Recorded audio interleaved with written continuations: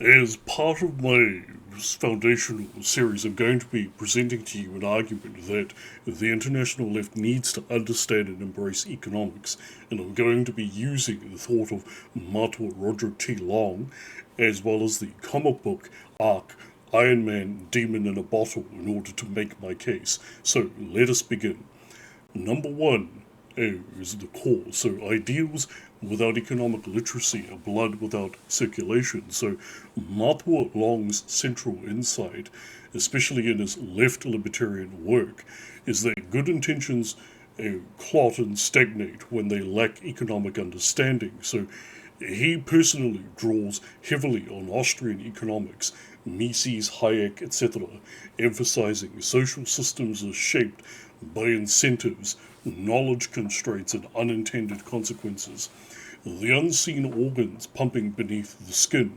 Power doesn't vanish when opposed, it reforms in the marrow and regrows along the bones of institutions you fail to read. So attempts to fix justice without economic clarity often metabolize into new forms of domination, so to speak. So the argument in long spirit goes like this.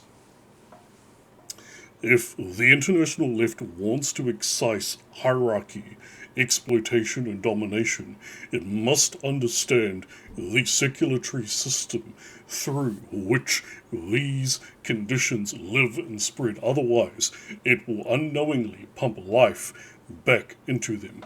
In other words, you cannot cut out what you cannot locate in the body.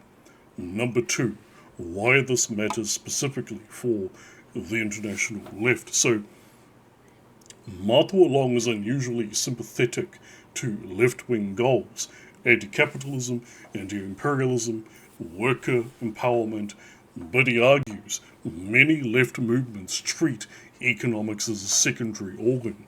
We feel what's just, what the body will follow.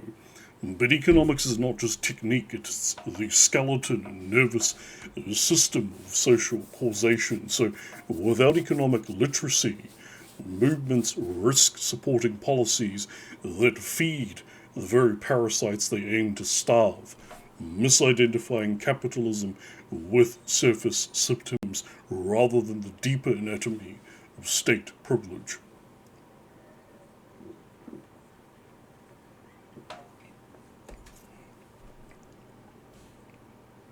Ignoring how knowledge problems clog the arteries of centralized solutions. So the danger isn't just failure, it's autoimmune revolt.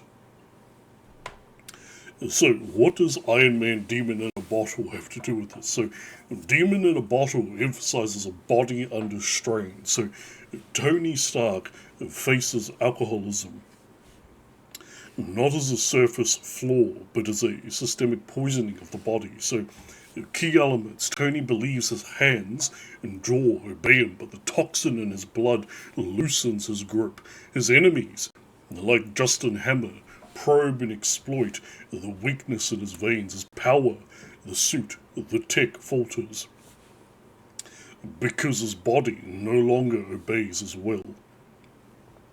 And so the analogy, moral vision without economic insight equals a body without self-knowledge.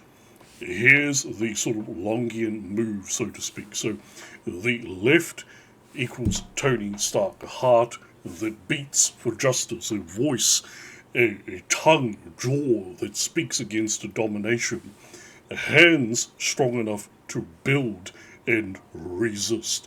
Economics equals the internal anatomy, incentives as hormones, trade-offs as the limits of muscle and bone, knowledge as the nervous system's signals.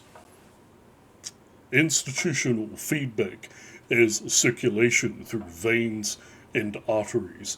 Ignorance of economics equals toxicity in the bloodstream, not just a flaw, but a poison diffused through the entire organism, weakens coordination between organs, so causes the body to misfire against itself.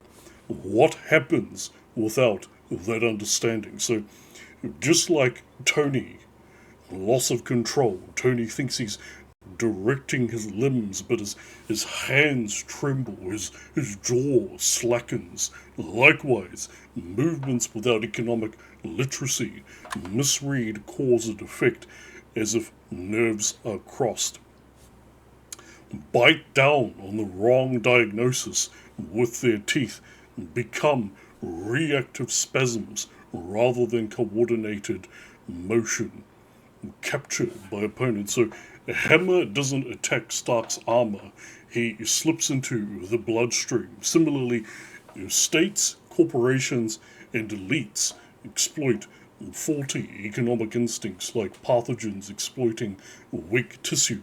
Policies meant to nourish workers end up feeding tumors of monopoly or bureaucracy.